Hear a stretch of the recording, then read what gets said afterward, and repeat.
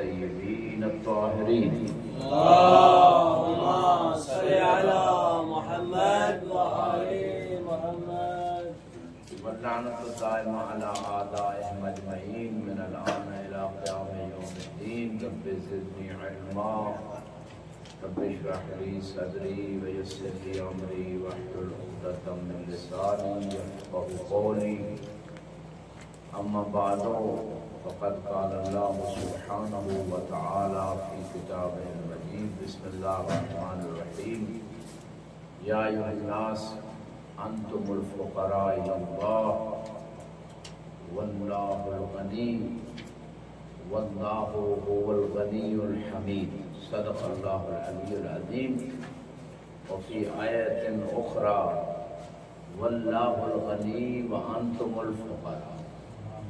یہ دو آیتیں ہیں اور اللہ سبحانہ و تعالیٰ فرما رہے ہیں اے لوگو آپ سب فقیر ہو اور بس اللہ غنی.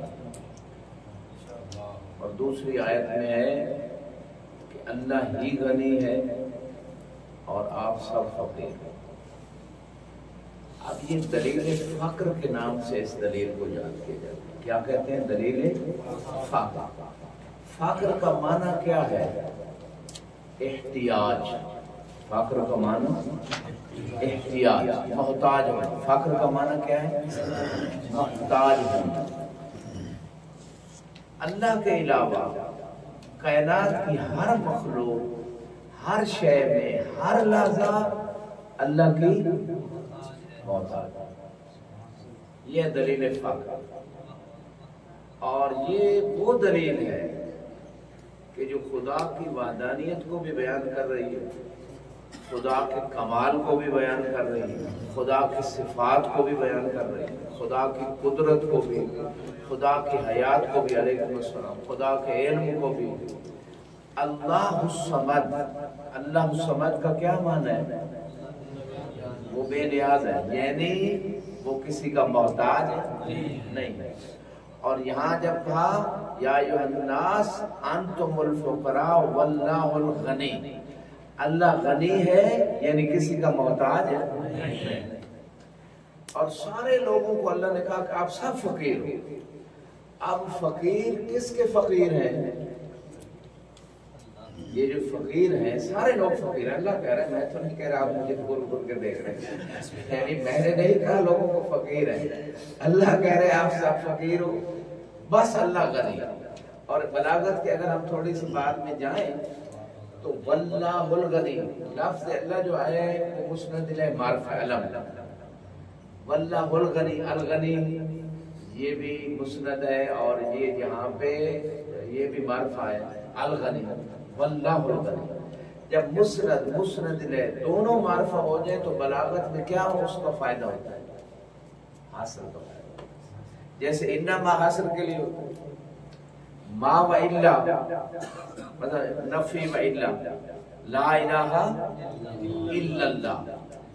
اب تمام الہوں کی نفی ہو رہی ہے، یہ بھی توحید میں ایک دلیل ہے، لا الہ الا اللہ، اشہد ان لا الہ الا اللہ، تو قرآنی دلیل ہے. اچھا اب تمام الہوں کی نفی ہے، الا کے بعد ایک الہ کی الوہیت کو ثابت کیا جا رہا ہے اور وہ کون ہے؟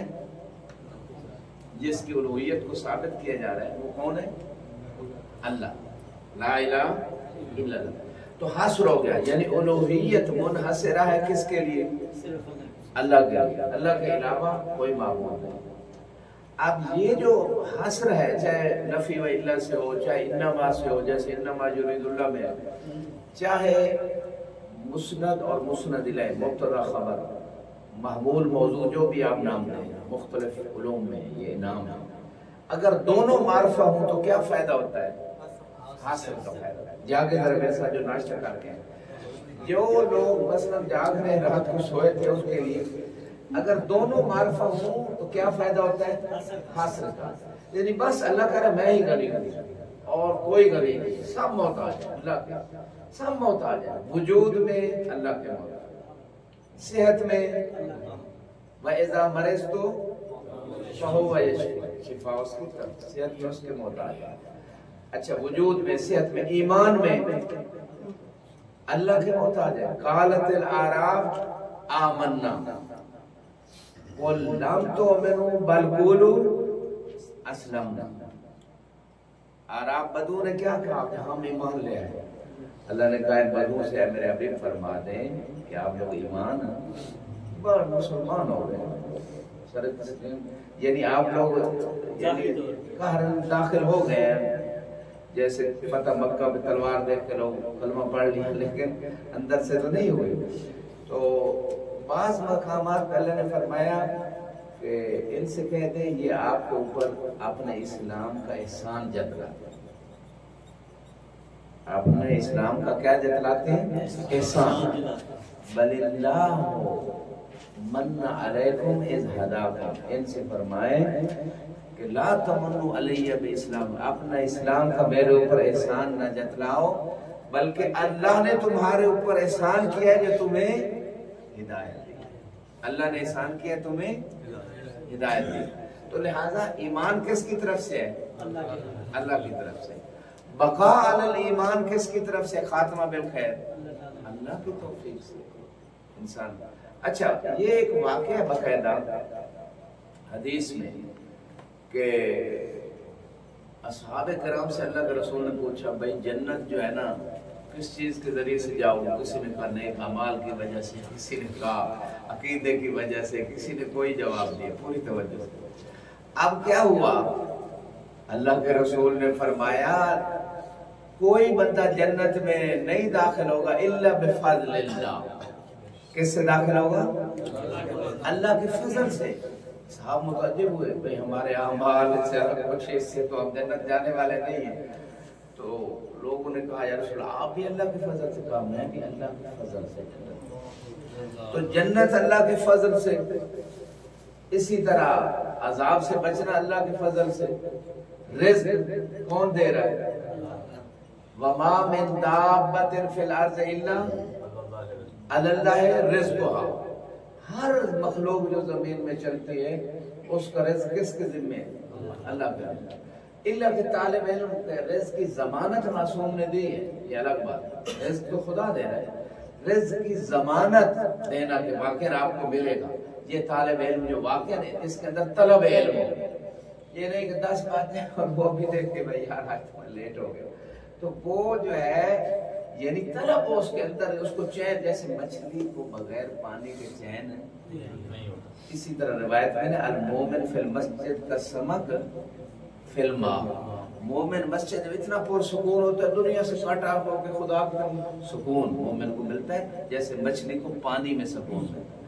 والمنافق فی المسجد کا سمک خارج ہے. جیسے مچھلی پانی سے باہر ہے تو کیا ہوتی ہے؟ تڑپ رہی. تو منافق بھی مسجد میں آ جائے پریشان عمل سب جلدی خطبہ ختم کریں مجھے کام کے جانا ہے. ٹھیک کبھی ہمارے بھی تو جان چھوڑ ہی نہیں رہا. یہ کہتے ہیں دل میں تو چلو کہتے ہیں زبان میں بس جلدی سے جمعے کا خطبہ ختم کریں, عید کا خطبہ جو بھی ہے, ہمیں جانا ہے, ہمیں کام ہے, ہمیں پریشان بیٹھ رہا ہے جلدی جلدی. خطبے بھی کئی لوگ نہیں سنتے, آخری وہ نماز میں آ کے ملتے ہیں جمعہ. تو یہ مومن اور منافق کی پہچان ہوتی ہے. نفاق ایک درجہ ہے, ایمان بھی ایک درجہ ہے. جتنا ایمان مضبوط ہوتا چلا جائے گا اتنا نفاق کمزور ہوتا چلا جائے گا. یہ کلی مشکک ہے یا کلی متواتی ہے ایمان اور نفاق؟ سوال منطقی ساتھ کون سی کلی ہے؟ کلی مشکک ہے جس میں ضعف اور شدت ہوتی ہے. ایمان کے درجے ہیں نا. ابو ذر کون سے درجہ ایمان پہ تھے؟ 9 پہ, اور سلمان 10 پہ. تو اگر ایمان کے رتبے مرتبے یہ نہ ہوتے تو یہ پھر درجے کیا آتے ہیں؟ تو کلی مشکک میں ضعف و شدت ہوتی ہے, تو یہ کلی مشکک ہے. تو یہاں پہ طلب علم میں بھی اسی طرح ہے. خود انسان اپنے آپ سے پوچھے کہ میرے اندر ایسے یعنی میں یعنی زبردستی آپ نے آپ کو علم میں لگائے ہوئے ہوں, یا میرا دل اور ضمیر ہر وقت مجھے جوڑتا اور کہتا ہے کچھ حاصل کر لو اور کوشش میں ہوں, اور کہتا ہے کہ نہیں وقت ضائع نہ ہو جائے. یعنی یہ طلب علم کی نشانی ہوتی ہے. اللہ کل حال. تو سید خوئی کی مثال چلو آ گئی ہے. درود پڑھے بار محمد. اللہم صلی علی محمد و آل محمد. سید خوئی ایسے نہیں سید خوئی بن گئے. استاد المراجع والفقہاء صدی میں میرے خیال میں ایک ممتاز شخصیت, تعلیف میں, تدریس میں, ان کے بعد تلامذہ بتاتے ہیں جو مراجع کہتے ہیں صرف کوئی کہتے تھے اشقت التدریس فاکثرتها، اشقت التدریس کہ میں نے تدریس سے عشق کی، فاکثرت التدریس پھر میں نے تدریس کثرت سے کی. تو جب تک کسی چیز سے عشق نہیں ہوگا وہ بھی للہ ہونا چاہیے. تدریس ہونا چاہیے، تدریس ہے، دراست ہے، مطالعہ ہے. جب تک عشق نہیں ہوگا، اور عشق میں انسان اپنی ذات کو بھی بھول جاتا ہے، نہ اسے آرام کا پتہ ہے، نہ اسے کھانا بھی ممکن ہے چلتے چلتے کہ جلدی جلدی کھا رہا، اس کو کوئی ہوش ہی نہیں، اسی چیز میں دن رات جو ہے نا. وہ ایک بار کسی نے بنایا تھا ویڈیو کلپ ہے، لیکن حقیقت ایک بندہ نماز پڑھ رہا تھا تو دوسرا ایک بندہ جو ہے نا اس کے آگے سے گزر گیا. اس نے اسے بڑا ڈانٹا، تجھے نہیں پتا میں نماز پڑھ رہا تھا. اس نے تو کیسے نماز پڑھ رہا تھا کہ اللہ سے غافل اور مخلوق کی طرف متوجہ تھا. اس نے کہا میں تو لیلا کے عشق میں اتنا غافل ہوں، مجھے یہی نہیں پتا کہ تو کیا کر رہا ہے، یعنی اتنا مگن ہوں دنیا کے عشق میں کہ مجھے نہیں پتا کہ تو نماز پڑھ رہا ہے، اور تو اللہ کے عشق اور محبت میں کھڑا ہے اور تو دنیا کی طرف دیکھ رہے کون کدھر جا رہا ہے. غور کیا؟ عشق میں انسان جس سے عشق کرتا ہے باقی ساری چیزیں بھول جاتا ہے.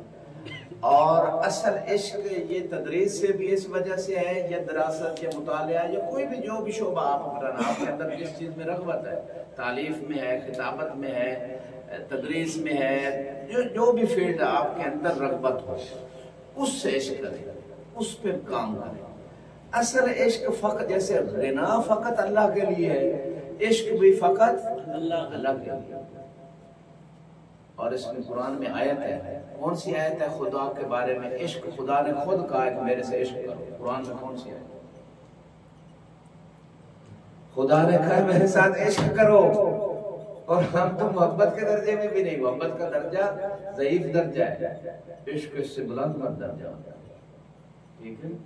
قرآن میں باقاعدہ اللہ نے کہا ہے کہ جو کامل مومن ہے وہ اللہ سے عشق کرتے ہیں. الذین آمنوا اشد حبا للہ، کہ جو کامل ایمان ہو جاتے ہیں نا پھر وہ خدا سے شدید ترین محبت کرتے ہیں. اور شدید ترین محبت کا دوسرا نام کیا ہے؟ شیخ ہاتھ چھوڑ دیں، ہاتھ چھوڑوانے کے لیے نام ہے. شدید ترین محبت کا دوسرا نام، ایک ہے محبت، ایک ہے شدید محبت، ایک ہے اشد. اشد کون سا صیغہ ہے؟ اس میں تفضیل ہے، یعنی آخری ڈگری ہے، سپر لیٹر ہے، گوڈ بیٹر. آخری ڈگری کون سی؟ بیسٹ ہے. تو اشد آخری ڈگری ہے، محبت کے آخری مرتبے پہ پہنچ جائیں. اشد آخری مرتبہ اللہ کی محبت. یہ مومنوں سے خدا کا ہے، جو کامل مومن ہے وہ ایسے ہے. تو ابھی تو ہم محبت خدا کی طرف والی رستے پہ ہی نہیں آئے. شدید محبت اور اشد محبت تو بہت دور ہے. وہ تو مولا علی کا مقام ہے کہ نماز کی حالت میں اتنے اپنے جسم سے بھی غافل کہ تیر نکال لیا جاتا ہے اور پتہ ہی نہیں چلتا. اتنا خدا سے عشق تعلیم ہونا. یہ عشق یعنی جیسے ایک شعر بھی یہاں پہ یاد آ گیا پہلے، یہ عشق نہیں آسان بس اتنا سمجھ لیجیے، ایک آگ کا دریا اور کود کے جانا. تو یہاں پہ ایک روایت یاد آ گئی، جو بندہ یہ چاہتا ہے کہ اس کا ایمان مضبوط سے مضبوط تر ہوتا چلا جائے، بلند درجہ ہوتا چلا جائے ایمان کا، تو معصوم فرماتے ہیں ہمارے اوپر بلند آواز سے درود پڑھا جائے. اللہم صلی علی محمد واللہ الغنی وانتم الفقراء. بس اللہ غنی، ذاتی غنا فقط اللہ کا ہے. ٹھیک ہے، کسی کو مال ابتلا کے طور پہ دے دیا، فرعون کو، شداد کو، نمرود کو، اور کسی کو مال دے دیا دین کی خدمت کے لیے، جیسے جناب خدیجہ کو دے دیا. یوم لا ینفع مال ولا بنون الا من اتى اللہ بقلب سلیم. روز قیامت مال اور بیٹے فائدہ نہیں دیں گے مگر جو قلب سلیم سے آیا، پاک و پاکیزہ صاف دل لے کے آئے، جیسے اللہ نے دیا، یہ چیز فائدہ دے گی. وہاں میں کہتا رہتا ہوں ہاں اگر مال خدیجہ کا ہو تو فائدہ دے گا، بیٹے ام البنین کے ہو تو فائدہ دے گا۔ یہ عام کی تخصیص ہے، ما من عام الا وقد خص، عام کی تخصیص ہوتی ہے، وہ قانون عام خدا نے بنایا لیکن اس میں تخصیص بھی ہے۔ اور روایات بھی کہ جو بندہ مال ایسا مثلا اولاد نیک چھوڑ جائے جو اس کے لیے دعا کرے وہ اس کو فائدہ دے، کوئی ایسا علم چھوڑ جائے جس سے لوگ فائدہ اٹھائیں فائدہ ہو، اور کوئی صدقہ جاریہ کا ایسا کام کر جائے، مدرسہ کوئی بھی کام تو وہ بھی چیز اس کو فائدہ دے، یہ تخصیص ہے اس عام کی۔ علی کل حال واللہ الغنی، غنا ذاتی مطلق فقط اللہ کے، یہ نسبتاً غنا ہے۔ ہاں کچھ لوگ دوسروں کا مال لوٹ کے غنی بن گئے، یہ غنا نہیں ہے، دوسروں کا غصب کر کے غنی بن گئے، یہ غنا نہیں، اور اپنے رشتہ داروں کو بانٹ دیا، ٹھیک ہے، یہ تو اب اہل سنت بھی لکھ رہے ہیں، بیان کر رہے ہیں، تو اس سے غنی نہیں۔ غنی جو واقعا غنی ہوتا ہے نسبتاً، اگر جو خدا کو غنی بھی خدا کا ہوتا ہے، بعض دعاؤں میں ہے کہ اے پروردگار جو اپنی غنا میں بھی تیرا محتاج ہے وہ فقر میں کتنا محتاج ہوتا ہے، یہ بعض دعاؤں میں یہ جملے موجود ہیں۔ اس کا مطلب یہ ہے کہ خدا نے اگر کسی کو غنی بنایا تو یہ وقتی طور پہ اس کی ابتلا ہے کہ یہ مال کہاں خرچ کرتا ہے، کیونکہ مال کے بارے میں سوال ہونا ہے، زندگی کے بارے میں سوال ہونا ہے، جوانی کے بارے میں سوال ہونا ہے۔ برادر سر اٹھا کے سنیے، اچھا یہ غنا جو ہے ذاتی خدا کے لیے، اور فقر جو ہے وہ ہر مخلوق، میں نے کہا وجود میں، اپنے بقا میں، صحت میں، ایمان میں، حسن الخاتمہ میں، ہر چیز میں، ہدایت میں، توفیق میں، ہر لحظہ طالب علم کے لیے سب سے قیمتی چیز توفیق ہے، ہر مومن کے لیے، لیکن طالب علم کے لیے بالخاص سب سے قیمتی تحفہ جو طالب علم کے لیے وہ توفیق ہے۔ توفیق کی ڈیفینیشن کیا ہے؟ آپ نے حاشیہ مولا عبداللہ یا کسی کتاب میں پڑھی ہوگی۔ توفیق کا معنی کیا ہے؟ تہیئ الاسباب نحو المطلوب، کہ آپ کے لیے وہ ساری چیزیں خدا مہیا کر دے جو آپ کو اپنے مقصود و مطلوب تک پہنچا دے۔ ڈاکٹر اقبال کا شعر یاد آ گیا، بڑی قیمتی فکر انہوں نے کی، انہوں نے ایک شعر میں پوری ہسٹری مسلمانوں کی سمو دی ہے اور پیغام بھی دے دی۔ ایک شعر فرمایا شہادت مطلوب و مقصود مومن، نہ مال غنیمت نہ کشور کشائی۔ اس میں پوری تاریخ، کچھ مسلمان تھے تلوار انہوں نے اٹھائی یا حکومت کو اور اپنے وسعت مملکت کو وسعت دینے کے لیے یا مال غنیمت کے لیے انہوں نے تلوار اٹھائی۔ ایک بڑی فتوحات کی جی، آج بھی لوگ کہتے ہیں بھائی کس مقصد کے لیے کی؟ اسلام کے لیے اگر کی ہوتی تو وہ مالک بن نویرہ جو زکوٰۃ دینے کے لیے وہ تیار تھے اور ان کے قبیلے کو قتل کر دیا، مالک بن نویرہ کو قتل کر دیا خالد بن ولید نے، اور یہ تاریخ ہے سنت بھائیوں کی کتابوں میں یہ ساری چیزیں، اور زکوٰۃ سے وہ مانے نہیں تھے، وہ کہتے تھے ہم زکوٰۃ اس کو دیں گے جو اللہ کے رسول کا حقیقی مسیح اور جان ہے۔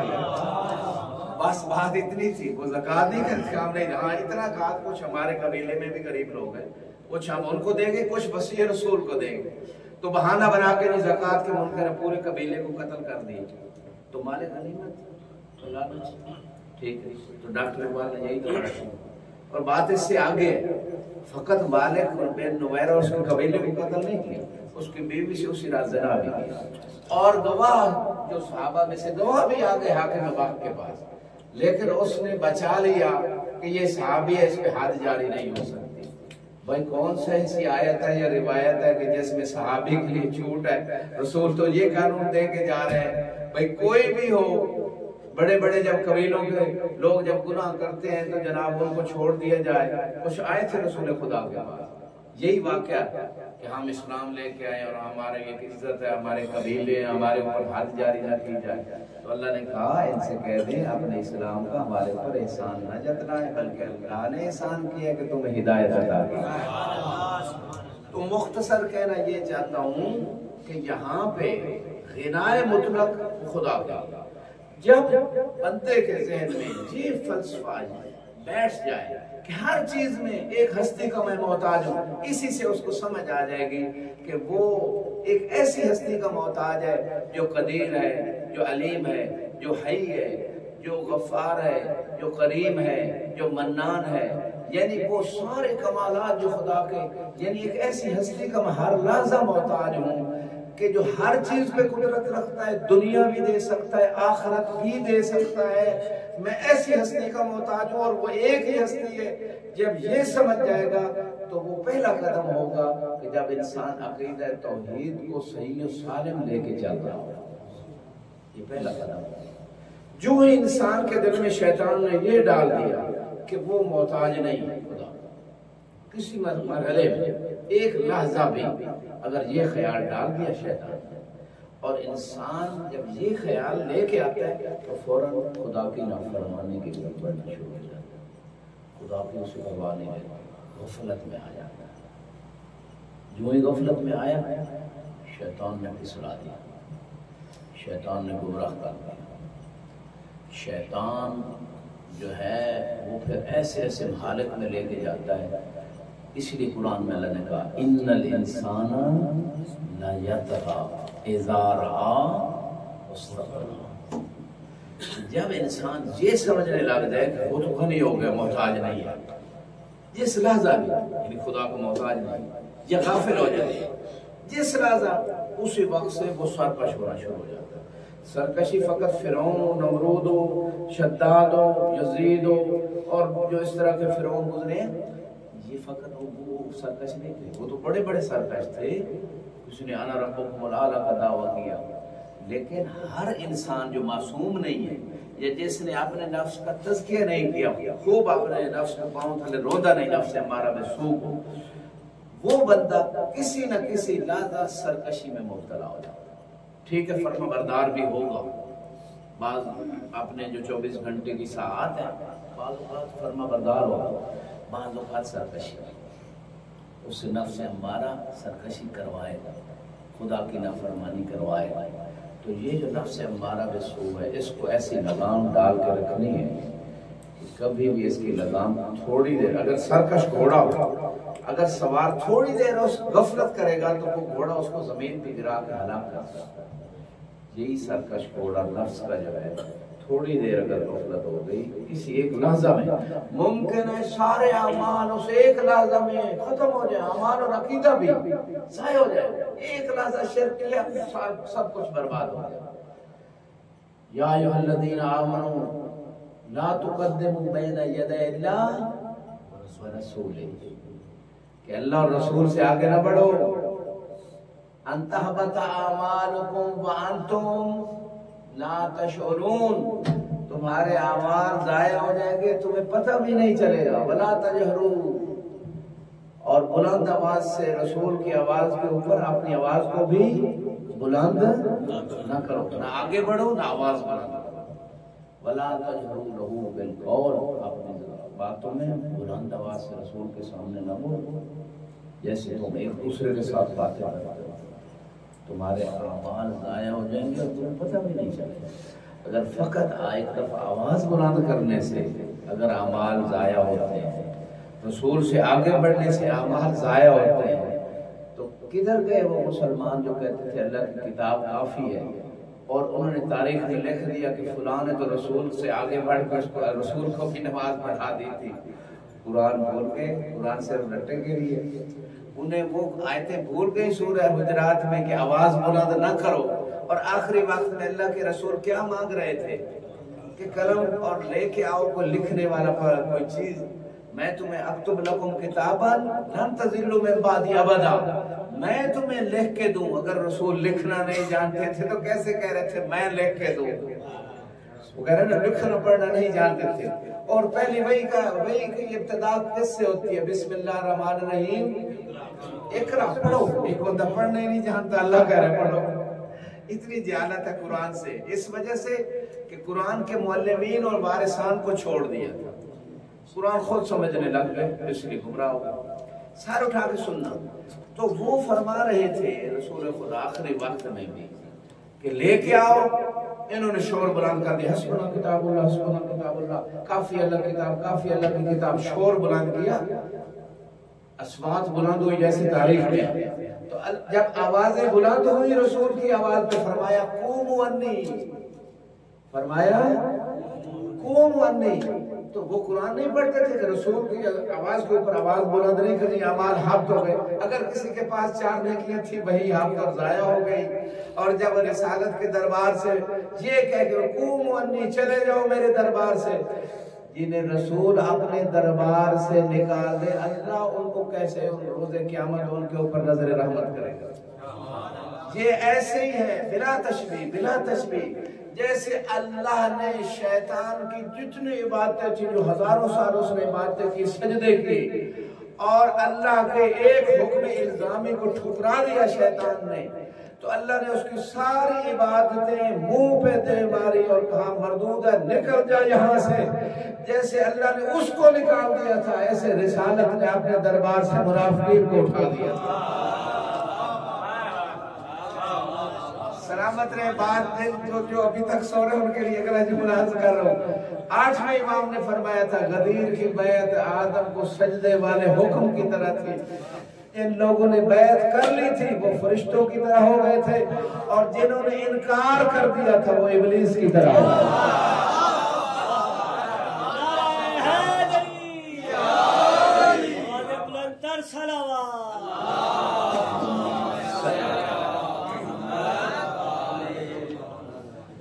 سلامت رہے. لہذا غنا و فقر کی بات یہ دلیل ہے توحید کے اوپر کہ جب کوئی بندہ یہ سمجھ جائے ہر چیز تو اللہ نے بنائی، ہر چیز وہ دے رہا ہے، ہر لحظہ میں اسی کا محتاج ہوں، بڑی بڑی مشکلوں سے نکل جائے گا، خدا سے رابطہ مضبوط بنائے گا، روحانی تقوی، طاعت، یقین.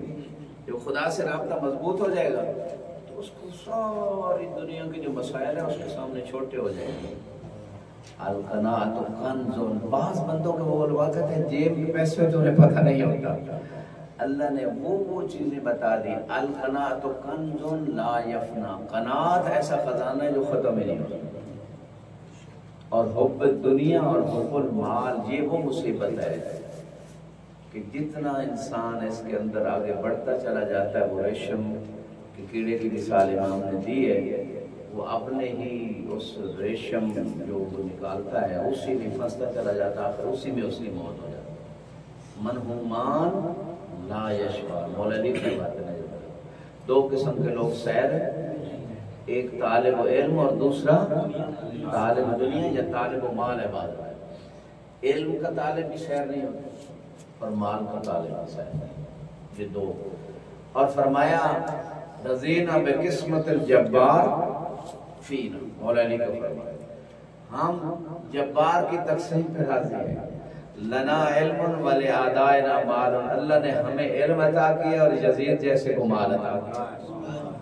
میں نے کہا یزید جیسے کو جو پہنچ گئے ہیں، فقط یزید نہیں. امام حسین نے کہا تھا لا یبایع مثلی مثلا. یہ نہیں کہا میں یزید کی بیعت نہیں کروں گا. امام نے مسئلہ ہی حل کر دیا کہ بعد میں لوگ دھاندلی کریں گے تاریخ میں کہ علی نے بیعت کر دی، فلاں نے بیعت کر دی، فلاں نے بیعت کر دی. آج کل بھی مسئلہ چل رہا ہے. ٹھیک ہے وہ مولویوں کو سمجھ نہیں آ رہی. ٹھیک ہے 12ویں امام کی گردن پہ کسی طاغی وقت کے جابر کی کوئی بیعت نہیں ہے. سابقہ ائمہ کے زمانے میں بھی کسی امام نے بیعت نہیں کی. پورا کنبہ تو کربلا میں اس لیے لٹا دیا. کسی امام نے، امام حسین نے فیصلہ میرے جیسا کبھی یزید جیسے کی یہ نہیں کہا یزید کی بیعت نہیں کر. یزید جیسے کی جو بھی معصوم سے بیعت مانگے وہ یزید جیسا ہو. اس زمانے میں موسیٰ کا زمانہ اٹھا لے، ابراہیم کا زمانہ جو بھی مقابلے میں آئے گا اور اس معصوم اور خدا کے نمائندے سے بیعت مانگے گا وہ یزید جیسے ہوگا. کوئی زمانہ لے لیں. اور یہاں پہ ایک اور بات بھی عرض کرنا چاہتا ہوں. ان روایتوں میں یہ جو شعور باز خطبہ نے دیا اور آج کل جھگڑا چلا ہوا ہے، مقصود یہ ہے کہ اس زمانے میں بیعت لی گئی لوگوں سے، مطالبے ہوتے رہے لیکن معصومین نے کی نہیں. یعنی اس زمانے میں مطالبہ تو تھا کہ بیعت کریں، اس لیے تو بی بی کا گھر جلایا گیا، اس لیے تو وہ سارا سلسلہ ہوا. مولا علی کو لے کے گئے، قتل کی دھمکیاں دی، یہی سارا مطالبے ہوتے رہے. لیکن امام زمانہ واحد ہستی ہے کہ کوئی وقت کا فرعون امام سے مطالبہ بیعت بھی نہیں کر سکتا. یہ فقط ڈفرنس ہے اور کوئی یہ نہ روایات میں بس اتنا فرق ہے. تو بات یہ اللہ واللہ الغنی وانتم الفقراء، یہ فخر اپنے آپ کو ہمیشہ اللہ کا محتاج سمجھنا، یہ انسان کو کمال کی طرف لے کے، یہ انسان کو لوگوں کی، جو انسان دوسرے لوگوں کو اپنا مشکل کشا سمجھتا ہے، جو انسان عام لوگوں کے دروازوں پہ ذلیل ہوتا پھرتا ہے، کبھی ایم پی کبھی ایم این اے کہ میرے بیٹے کو جاب لگوا دیں، یہ کر دیں، اس کو ووٹ دے کے اس کے سارے گناہوں میں شریک ہو جاتا ہے. یہ تمام ذلتوں سے انسان نکل آتا ہے جب یہ سمجھے کہ میں ان مخلوقات کا تو محتاج ہی نہیں ہوں، میں تو اس قدیر کا محتاج ہوں جو ہر وقت ہر چیز پہ قادر ہے. جب یہ عقیدہ اور عمل سے پتہ چلے کہ واقعی ایسا ہی عقیدہ ہے، پھر اس کی مشکلیں ساری ختم ہو جائیں. کہ اب میں نے ایم پی وزیر اعظم کو کیا ویلیو ہے؟ میرا تعلق اس اللہ سے ہے جو کائنات کے ذرے ذرے کو بنانے والا ہے اور چلانے والا ہے. وہ ہر مشکل کشائی کر سکتا ہے جب چاہے جس وقت. تو لہذا جب انسان کو یہ اطمینان اور یقین ہو جائے کہ اللہ ہے، قدیر ہے، علیم ہے اور ہر مشکل حل کر سکتا ہے، جب جو میرے لیے ٹھیک ہوگا وہی کرے گا. جب انسان بعض روایات میں خدا کی تقسیم پہ اور فقر پہ بعض روایت میں راضی ہو جاتا ہے، اللہ اس مومن کے قلیل عمل سے راضی ہو جاتا ہے. کتنا بڑا تحفہ ہے. بہت ساری روایات فقر کے حوالے سے. رسول خدا فرماتے ہیں الفقر فخری، الفقر فقر میرا فخر ہے. رسول نے فخر کیا ایک اس جیسے کہ انسان جب یہ عقیدہ اور عمل بنا لے کہ میں ہر لحظہ اللہ کا محتاج ہوں، خدا سے رابطہ مضبوط ہو جاتا ہے. پھر وہ کسی اور انسان کا محتاج نہیں رہتا ہے، انسان اس کو پرواہ نہیں ہوتی. اچھا دوسری بات، ایک فرشتہ آیا کہا یا رسول اللہ یہ مکے کے سارے پہاڑ، یہ ساری چیزیں ہم آپ کو سونا بنا دیتے ہیں، اللہ کی طرف سے پیغام ہے، آپ کے اجر میں بھی کمی نہیں ہوگی، آپ چاہیں تو یہ ساری چیزیں سونا بن جائیں. آپ نے فرمایا نہیں، اشبع یوما فاشکر واجوع یوما فاصبر. فرمایا میں ایک دن روزہ رکھ کے بھوکا رہوں گا اور صبر کا اجر لوں گا، اور ایک دن کھانا کھا کے خدا کی نعمت کا شکریہ ادا کروں. شکر اور صبر دونوں مرتبے لینا چاہتے ہیں، صابر بھی بننا چاہتے ہیں، شاکر بھی بننا چاہتے ہیں. یہ رسول اسلام ہے. اور سیرت چھوڑنی تھی تمام امت کے لیے کہ بھائی اگر رسول ایسے زندگی گزار سکتے ہیں. عائشہ سے یہ روایت ہے کہ خیبر سے پہلے ہم نے پیٹ بھر کے کھجوریں بھی نہیں کھائی، فتح خیبر کے بعد ہمیں کھجوریں ملی. جس کا مطلب یہ ہے کہ فقر تھا معصومین کے گھروں میں. جیسے وہ سورہ دہر ہی بتا رہے 3 دن روزے بھی رکھے اور وہ کھانا اپنا بھی اٹھا کے دے دیتے تھے. تو فقر یہ انسان کے لیے نعمت ہے. فقر اگر غنا آ جائے، پیسوں کو سنبھالنا، دین کے دائرے میں استعمال کرنا بہت کم لوگ ایسا کر پاتے ہیں. اور روایت بھی ہے، روایت بھی ہے. رسول خدا فرماتے ہیں اطلاعت علی الجنہ فاکثر سکانها، اکثر سکان الجنہ الفقراء. میں نے نگاہ کی جنت پہ تو جنت میں زیادہ جو جانے والے لوگ تھے وہ کون تھے؟ فقراء تھے. کون تھے؟ فقراء. میں یہ نہیں کہہ رہا کہ بالکل انسان کوشش کرنی چاہیے، رزق حلال کمانا عبادت ہے، وسعت دینا عائلہ پہ عبادت ہے، دین کے کاموں میں مال خرچ کرنا بہت بڑی سعادت ہے. لیکن ایک فقر کی بھی اہمیت. اگر فقر آ جائے تو شکوہ نہ، کوشش کریں فقر آ جائے شکوہ. جو فقر پہ راضی ہے خدا کی تقسیم پہ، اللہ اس کے قلیل عمل سے راضی. اتنا بڑا. اور دوسری روایت میں ہے کہ جو فقر جو اللہ نے انسان کو عطا کیا ہے، غربت، اس پہ راضی ہو جائے اور اس کو خدا کی یہ تقدیر سمجھ لے، خدا کی رضا سمجھ لے، تو اللہ اس فقر پہ اسے اجر عطا کرتا ہے. اگر راضی نہ ہو، فقیر تو ہے لیکن راضی نہیں ہے، تو وہ اجر سے محروم ہو جائے. تو یہ ایک ایسا کام ہے فقر کہ جس پہ کوئی اضافی کوئی کرنا بھی نہیں پڑتا کچھ، لیکن اجر بھی مل رہا ہے مسلسل. اور اس میں ایک اور روایت ہے فقراء امتی یدخلون الجنہ قبل الاغنیاء ب500 عام، کہ میری امت کے جو فقیر لوگ ہوں گے وہ اغنیاء سے 500 سال پہلے جنت میں چلے جائیں. جانا چاہتے ہیں 500 سال پہلے؟ ایک درود پڑھیں بار محمد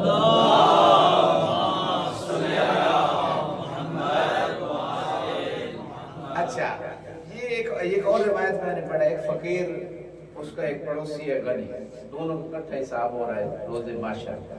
فقیر 40 سال پہلے چلا جاتا ہے جنت میں، اور وہ غنی 40 سال بعد حساب دے کے جب جنت پہنچتا ہے تو وہ اس فقیر سے پوچھتا ہے تو کون ہے؟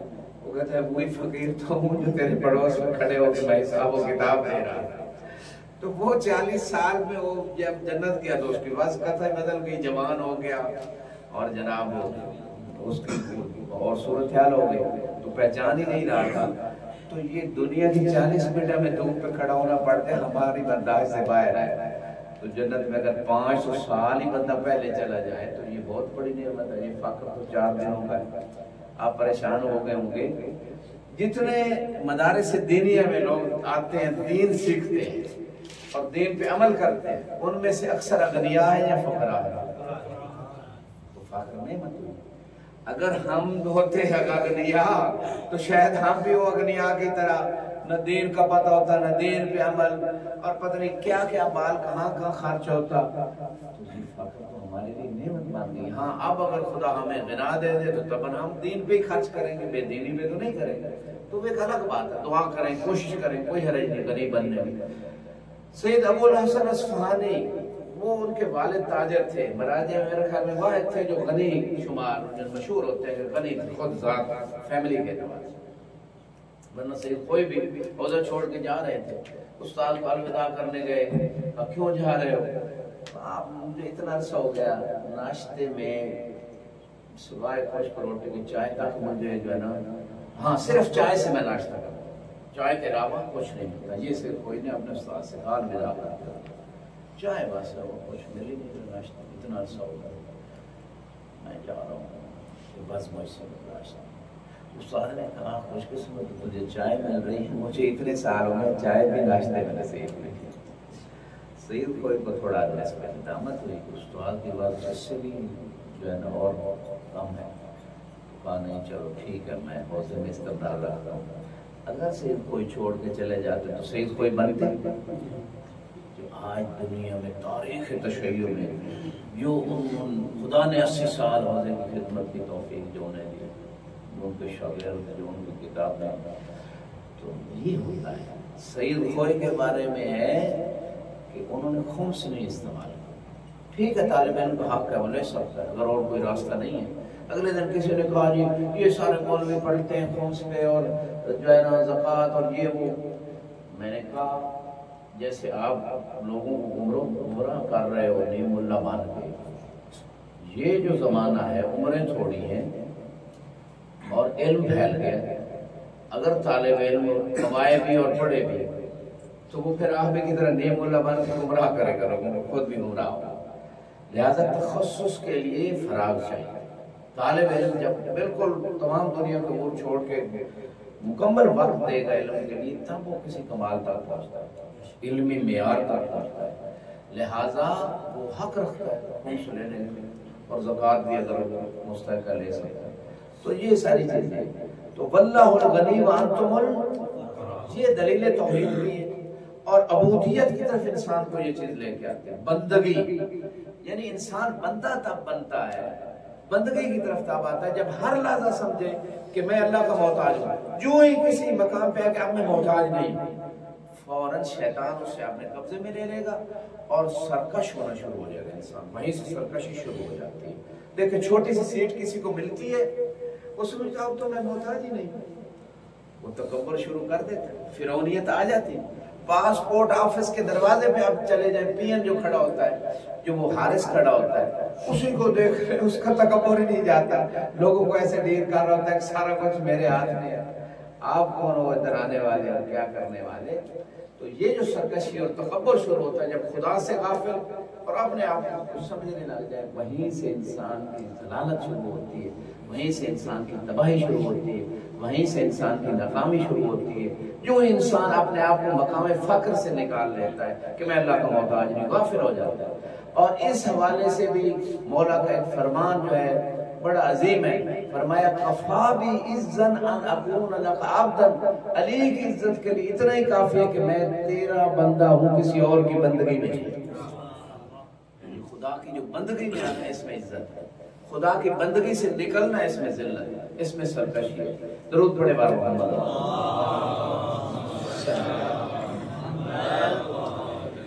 تو فقر کے بارے میں آج جو چونکہ بات دلیل فقر، یہ مشہور ہے، توحید کے بارے میں ایک دلیل فقر ہے کہ انسان سمجھ جائے کہ میں تو ہر چیز میں اللہ کا محتاج ہوں، اس کا مطلب ہے وہی میرا معبود ہے، وہی میرا خالق ہے، وہی میرا نظام چلانے والا ہے، اور مجھے ادھر ادھر کسی اور دروازے پہ جانے کی ضرورت نہیں۔ ہاں جو خدا نے ابواب بنائے، نحن ابواب اللہ، زیارت جامع کبیرہ اور روایات میں ہے کہ اللہ کے دروازے کون ہیں؟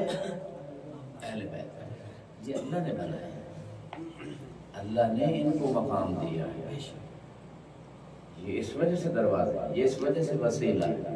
اگر اللہ نے نہ بنایا ہوتا تو دروازے نہیں، تو لہذا یہ جو سلسلہ ہے طولی سلسلہ ہے، عرضی نہیں ہے۔ عرضی یہ ہے کہ خدا کے مقابلے میں کسی کو لا کے کھڑا کر دیا، وہ عرضی، جیسے بتوں سے مدد مانگنا۔ قریش مکہ نے، مشرکین مکہ نے کتنے بت بنائے ہوئے تھے؟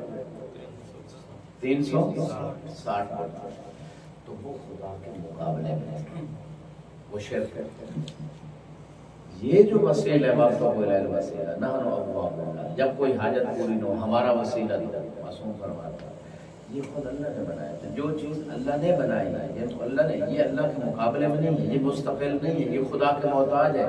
جو بھی اللہ نے ان کو کمالات دی اللہ نے دیے، اس عقیدے کے ساتھ اگر کوئی ان سے بھی مانگتا ہے تو گویا بعض روایت میں جو مومن کی خدمت میں بھی اپنی کوئی مشکل رکھ دیتا ہے کہ مجھے یہ پریشانی ہے، تو گویا اس نے اللہ کی بارگاہ میں رکھی، اس وجہ سے کہ اس کا عقیدہ ہے کہ اس مومن کو بھی اللہ ہی دے رہا ہے، یہ میری اگر کچھ مدد کرے اس کو بھی اللہ ہی دے رہا ہے۔ یہ کوئی ذاتی کمال تو نہیں رکھتا، یہ خود رازق بن گیا اپنا، رازق تو وہ اس کا بھی اللہ نے حکم دیا تعاون علی البر تقوی اور نیکی میں تعاون کرو۔ درود پڑھے بار محمد صلی اللہ جگانے والا درود پڑھے۔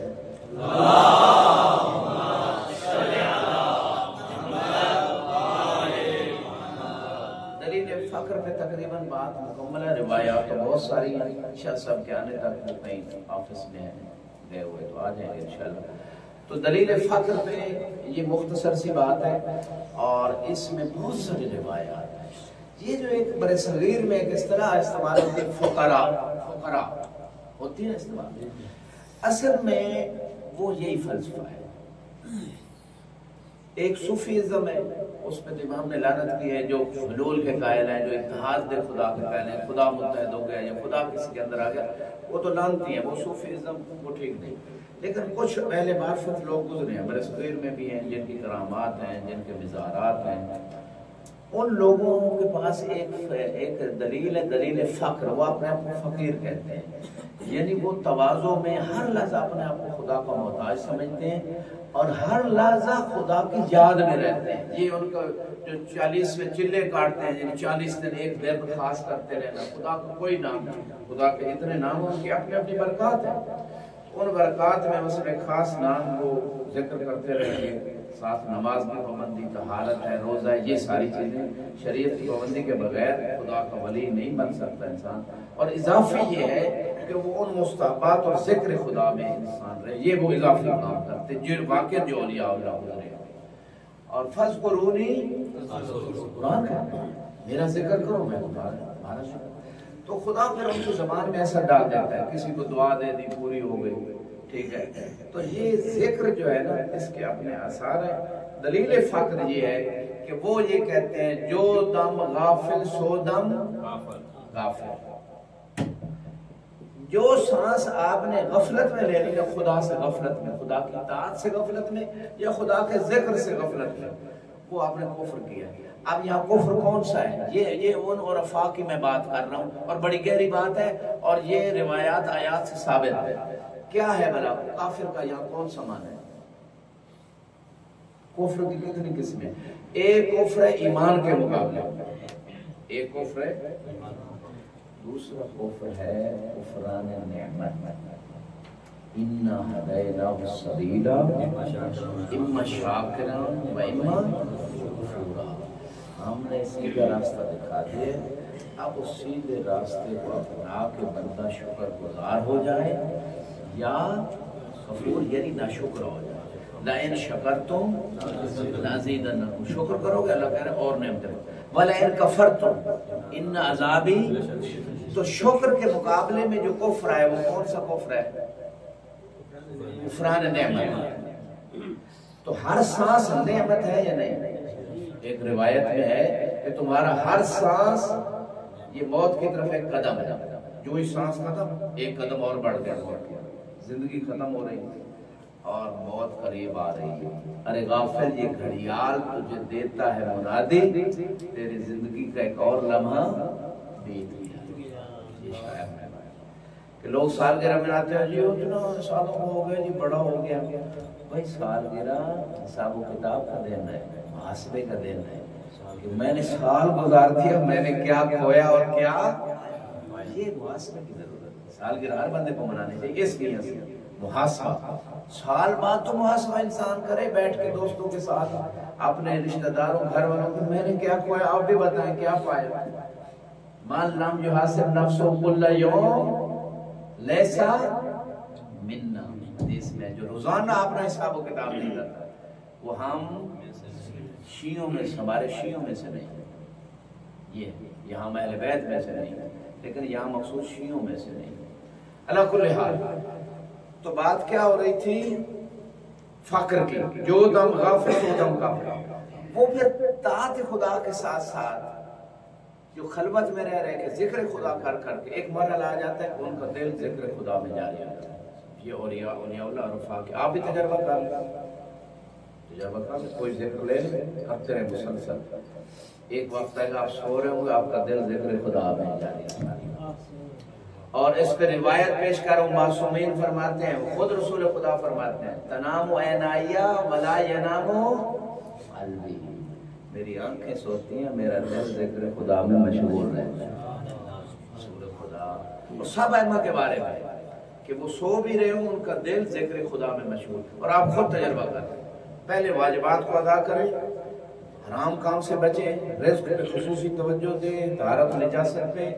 اس کے بعد یعنی سب سے بڑا واجب ہے طالب علم کا علمی اشتغال، اور نماز شب اور زیارت امام حسین اور مولا علی کی زیارت. ان مستحبات کے بعد ذکر خدا زیادہ کریں، اور حقوق العباد پہ بھی توجہ رہے، کسی کو اذیت نہ ہو، کسی کے بارے حسد تکبر غیبت یہ ساری چیزیں بچ کے پھر آپ ذکر کوئی ایک لے لیں، اللہ کا کوئی ایک نام لے لیں، زیادہ کریں، لفظ اللہ کا ذکر کریں. تو آپ کا دل ایک وقت آئے گا آپ سو رہے ہوں گے، تھوڑا سا جاگنے سونے کے درمیان آپ کو محسوس ہو جائے گا آپ کا دل کو ذکر خدا میں مشغول ہے. جب اس مرحلے پہ آپ پہنچ جائیں گے اس وقت شکر خدا ادا کریں، اور اس وقت آپ سلمان و ابو ذر بننے کے قریب پہنچ رہے ہیں. یہ وہ مراحل ہے. ہمارے حوضوی سسٹم بہت اچھا ہے، لیکن اس میں تھوڑا سا مسئلہ ہے کہ ظاہر پہ زیادہ زور ہے اور باطن پہ زور ہی کوئی نہیں، کم تھوڑا.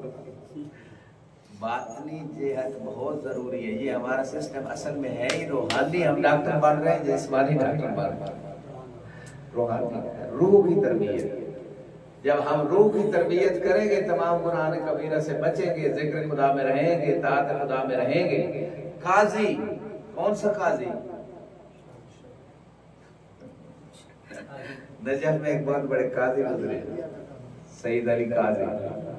قاضی شفیق ملعون تھا. اپنی کرسی بچانے کے لیے، چیف جسٹس والی کرسی بچانے کے لیے اس نے امام حسین کے قتل کا فتویٰ دے دیا.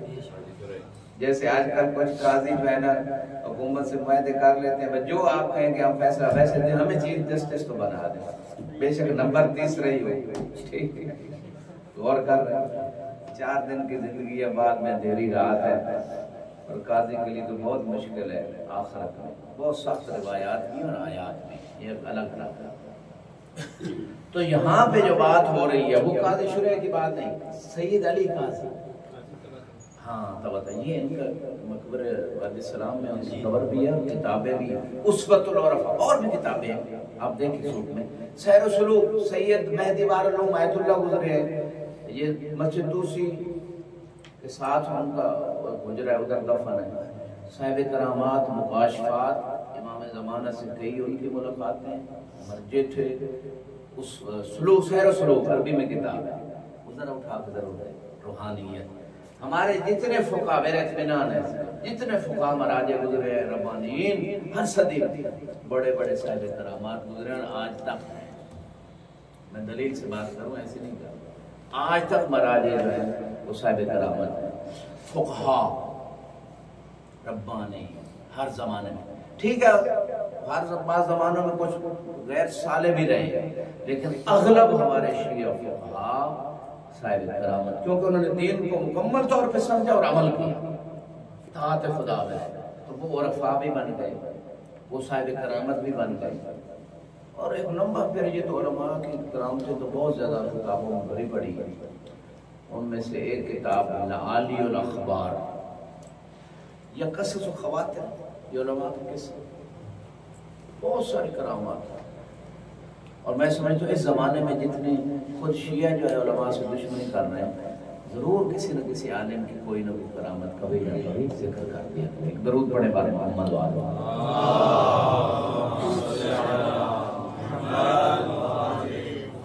محبت سے درود پڑھے۔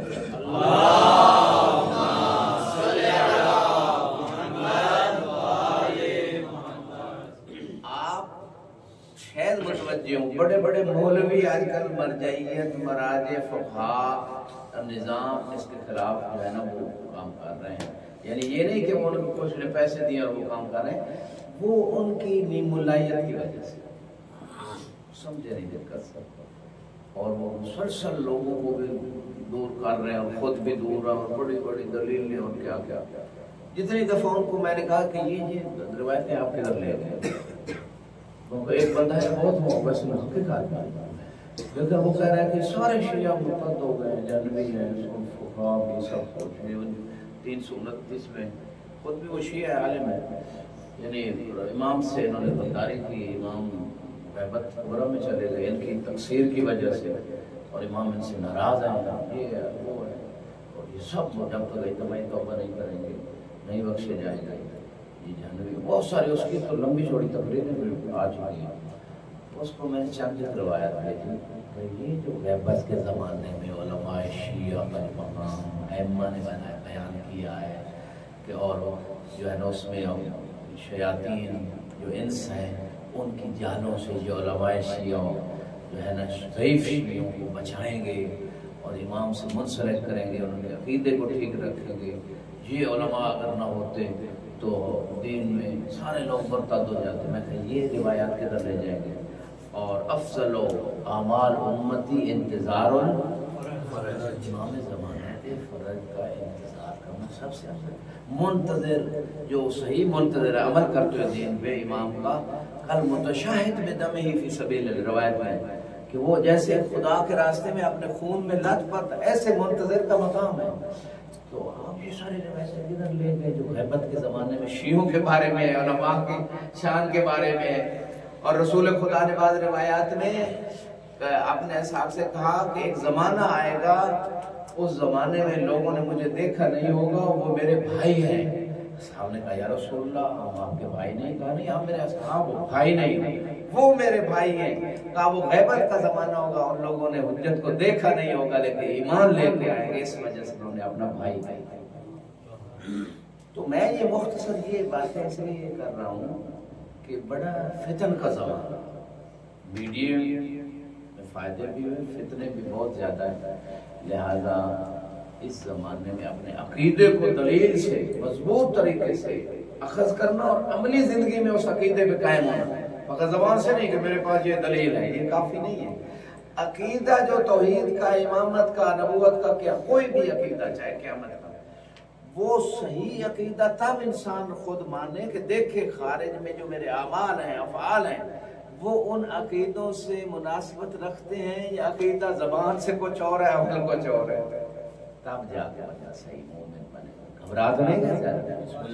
عقیدہ توحید آپ نہیں سنے تو پھر وہ عوام تو سنتے ہی نہیں. غالباً جو کہتے ہیں بھئی عقیدہ توحید بیان کرنے والے کو بندہ آ گیا تو خود پڑھے بار محمد و آل محمد.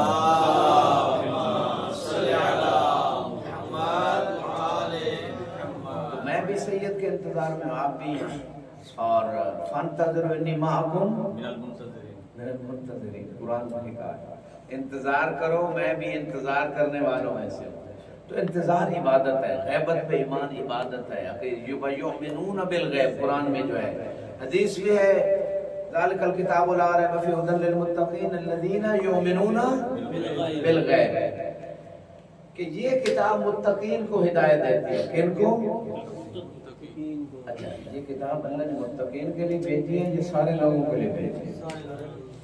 کون سی دلیل ہے؟ ہدی للناس.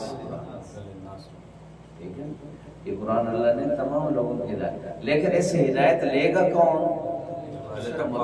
متقین میں سے جو لوگ, اور کی پہلی صفت متقین کی کیا ہے؟ یؤمنون. یہاں روایت میں ہے کہ امام زمانہ کی غیبت پہ ایمان, یہ ان کو کتاب یہ ہدایت ہے.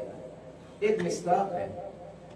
اچھا یہ جو ساری چیزیں آپ کی خدمت میں پیش کی کہ دلیل فقر کو لیتے ہوئے, قرآن اور اہل بیت کے فرمان کو لیتے ہوئے مکمل دین کو سمجھنا, مکمل دین پہ عمل کرنا, پھر جا کے بندہ کسی ایک رستے پہ پہنچتا ہے کہ اب ہم ایسے صراط مستقیم پہ آ گئے ہیں کہ محمد و آل محمد ہماری کوتاہیوں کی جو ہے نا وہ شفاعت کرتے ہیں اور ہم روز قیامت نجات پائیں.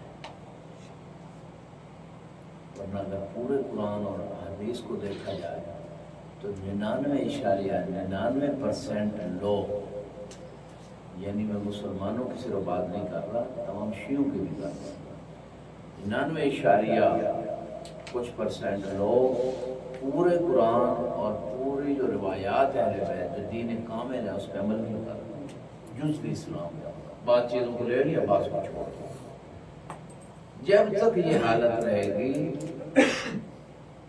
وہ انسان کمال کی طرف نہیں بڑھ سکتا. ان اللہ لا یغیر ما بقوم حتی یغیروا ما بانفسہم. خدا اس قوم کی حالت کبھی نہیں بدلتا جب تک کہ وہ قوم خود اپنی حالت ہے. اور یہی آیت ہے کہ ڈاکٹر اقبال نے کیا شعر دیا تھا, خدا نے آج تک اس قوم کی حالت نہیں بدلی, نہ ہو جس کو خیال خود اپنی حالت کے بدلنے کا.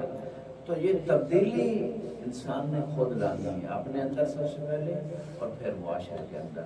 یہاں پہ ایک روایت آپ کی خدمت میں, اور یہ روایت جو ہے اہل سنت علماء نے بھی لکھی, مناقب خوارزمی, اس کے علاوہ اور کچھ علماء نے, شیعہ علماء نے, امالی شیخ سلوک میں بھی ہے, بہار الانوار, بہت ساری کتابوں میں وہ 10 حوالے ہیں, وہ 3-4 اہل سنت کے, 5-6 تشیع مسائل جو روایت پیش کرنے جا رہا ہوں.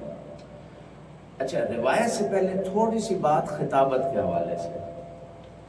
خطابت میں کون سے قضائے استعمال ہوتے ہیں؟ ایک ہے صنعت برہان, ایک ہے صنعت الخطابہ, ایک ہے صنعت المناظرہ والمجادلہ, ایک ہے صنعت الشعر, ایک ہے صنعت المغالطہ. یہ صنعت ٹوٹل کتنی ہیں؟ 5. یہ کون سی کتاب میں آپ کو مل جائیں گے؟ منطق مظفر جو ثالث میں, یہی اصل منطق کا نچوڑ, یہی 3 جز ہے 5 صنعت, اور انہیں 5 کو لوگ بھول گئے. حالانکہ اللہ نے دائیں ہاتھ میں بھی 5 انگلیاں رکھی, بائیں میں بھی 5 رکھی, کہ انسان 5 کو نہ بھولے. آدم کی توبہ کن کے صدقے میں قبول ہوئی, نوح کی کشتی کن کے صدقے میں کنارے لگے, موسیٰ کی مشکل کشائی کن کے صدقے میں ہوئی. اس لیے اللہ کے رسول نے فرمایا, یا علی کنت مع الانبیاء سرا و معی جہرا, اے علی باقی انبیاء کی مدد آپ نے چھپ کے کی, میری مدد ظاہر ہو گئی. یہ بولا ہے. اور یہ 5 کو نہیں بھولنا, 5 کے صدقے میں یہ کائنات خلق ہوئی. لولا کلمہ خلقت الافلاق لولا علی لما خلقتکا لولا فاطمہ لما خلقتکما. فاطمہ کے ذریعے 11 معصوم بیٹے، یہ ایک الگ تفسیر ہے.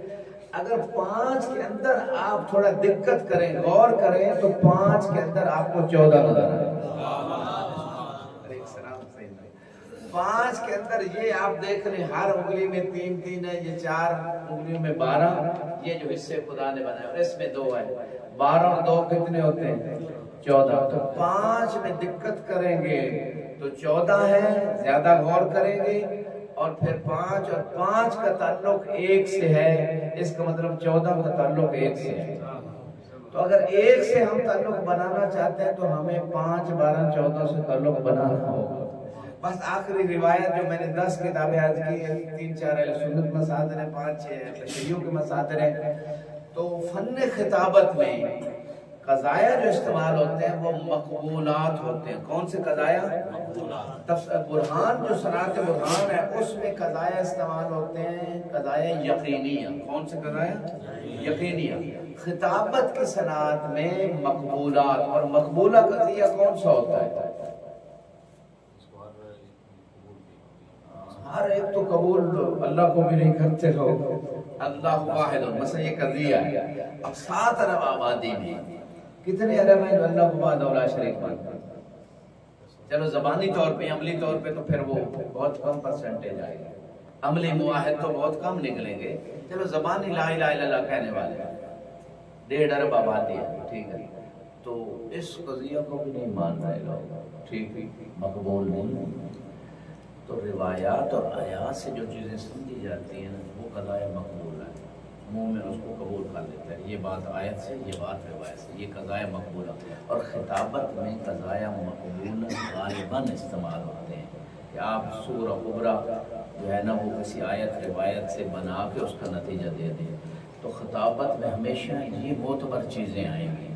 ایسے کس سے خواب خیال نہیں آئیں گے جیسے اگلے دن ایک ذاکر نے خواب سنا دیا کہ جی خواب میں کسی نے دیکھا تھا کہ ذاکر تو جا رہے ہیں جناب بغیر حساب کے جنت میں، اور ان کی چھوٹی لائنیں جو کہ فوراً جا رہے ہیں، اور مولانا صاحبان علماء کھڑے ہیں، لمبی لائنیں حساب کتاب دے رہے ہیں.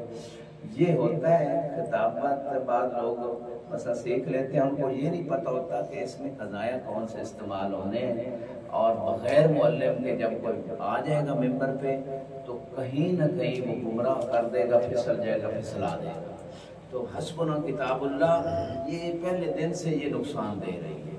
لہذا ساتھ معلمین کی ضرورت ہوتی ہے. جو معلم سے لے کے آگے بڑھتا ہے وہ میچور ہوتا ہے ذہنی طور پہ.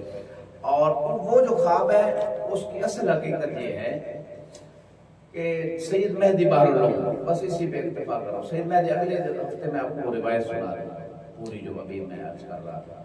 یہ قصہ جو ہے سید مہدی بہر العلوم صاحب مکاشفات ہیں، اور یہ بعض مراجع بھی یہ قصہ بیان کرتے ہیں، بعض کتابوں میں بھی ہے. انہوں نے دیکھا کہ محشر برپا ہے، اور محشر میں امام حسین علیہ السلام اپنے خدمت گزاروں کو بغیر حساب کے اپنے محلات میں دیں گے.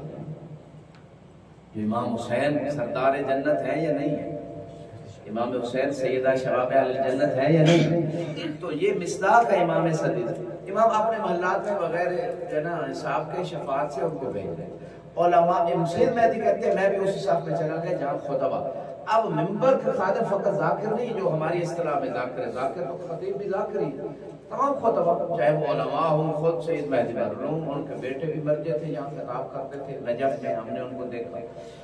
تو بہت سارے فقہا خطیب بھی رہے، سید علامہ علی نقوی نقفن، اسی طرح علامہ اختر عباس، حسین بخت جاڑا پاکستان کی مشہور شخصیت گزرے.